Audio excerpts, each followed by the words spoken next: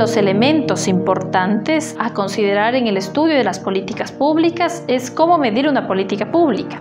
Si bien hemos conocido los ciclos, sin embargo, es importante que podamos aprender instrumentos, herramientas para poder valorar desde la sociedad civil, desde cada una de nuestras concepciones, si una política pública ha sido eficiente, ha sido ineficiente, ha sido X, Y, Z valoración. Para eso, una forma muy práctica de hacerlo es a través de los indicadores. Entonces, ¿cómo se miden las políticas públicas? Es ahí, se miden a través de indicadores y los indicadores tienen que ser pertinente, objetivo, unívoco, sensible, preciso, fidedigno y accesible. Los indicadores pueden ser cuantitativos, es decir, nos dan un número en específico, cualitativos, nos dan una referencia, muy bueno, bueno, malo. Y es importante considerar lo siguiente para formular un indicador. Primero, tenemos que saber de manera precisa qué queremos medir. ¿Qué es lo que buscamos medir? Segundo, es importante que determinemos la información necesaria, si este es primario o secundario. Las fuentes de información primaria son las que levantamos nosotros mismos a través de encuestas de manera directa, y las secundarias son aquellas que acudimos a fuentes de información para alimentarnos, como el INEC, como las fuentes de información de las instituciones públicas. El tercer aspecto importante a tomar en cuenta aquí es seleccionar los indicadores del objeto deseado. El cuarto elemento importante es definir los estándares adecuados para esos indicadores. El quinto elemento es diseñar el procedimiento para recolección y manejo de datos. Y finalmente, el último es analizar y comparar los datos. Por tanto, los indicadores son útiles para poder revisar cada uno de los ciclos de la política pública y poder aportar con precisión y aproximación la identificación de problemas, medir gestión, cuantificar los recursos, evaluar las actividades, valorar los resultados, entre otros propósitos. Finalmente, en esta última sección de este módulo, gracias por acompañarnos, vamos a abordar cómo pasar de las ideas a la acción pública. Y aquí es muy importante, las personas, las organizaciones de la sociedad civil siempre mantienen criterios, visiones respecto a las alternativas, a las salidas, a las soluciones que podemos tener para un problema en específico y para atender necesidades. Y en ese sentido, estas ideas es importante que salten a la materialización, que salten a la acción pública, y en ese sentido vamos a otorgar unos pequeños lineamientos que permitan a las organizaciones, a los defensores de derechos de mujeres, poder aplicarlas y seguirlas.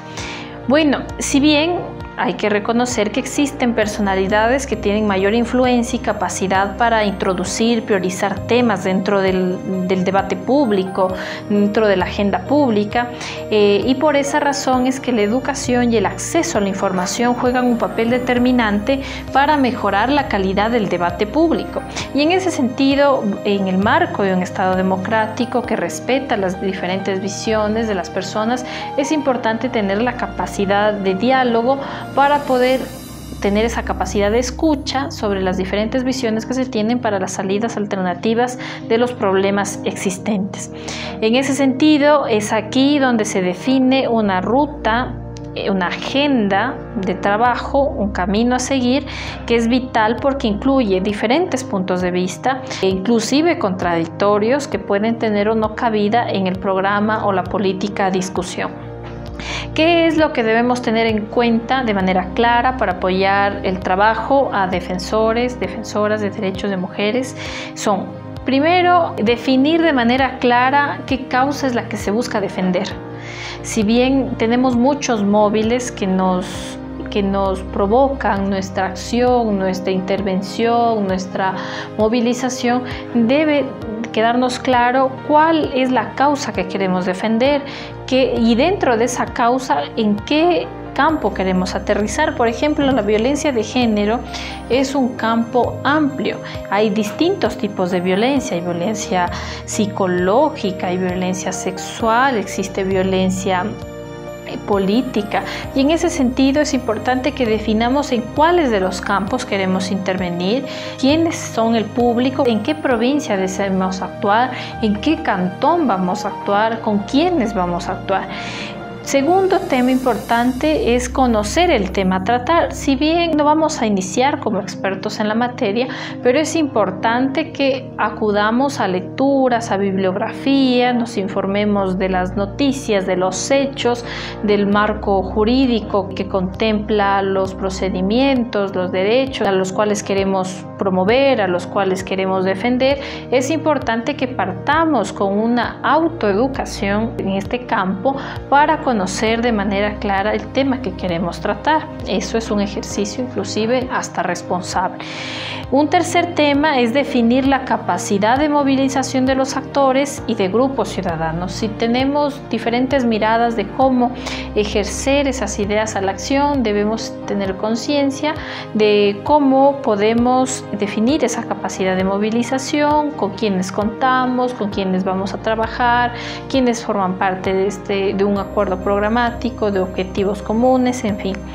Otro tema importante a considerar es relacionarse con los medios de comunicación y con periodistas. Esto permite canalizar nuestras voces a través de espacios como son la radio, como son la televisión, como son la prensa, puesto que estos canalizan a la opinión pública y se puede conocer o puede un tercero escuchar o leer cuáles son esas otras visiones que estamos promulgando. Por ejemplo, en el procedimiento especial y expedito, a fin de introducir el procedimiento especial en las reformas al Código Integral Penal, fue importante visitar ciertos medios de comunicación, contactar determinados periodistas para poder solicitar audiencia en sus medios, en sus programas, para abordar sobre este tema y que otras personas interesadas en el hecho puedan sumarse a la causa. Otro elemento importante a considerar es crear una base de datos de los actores involucrados en el proyecto.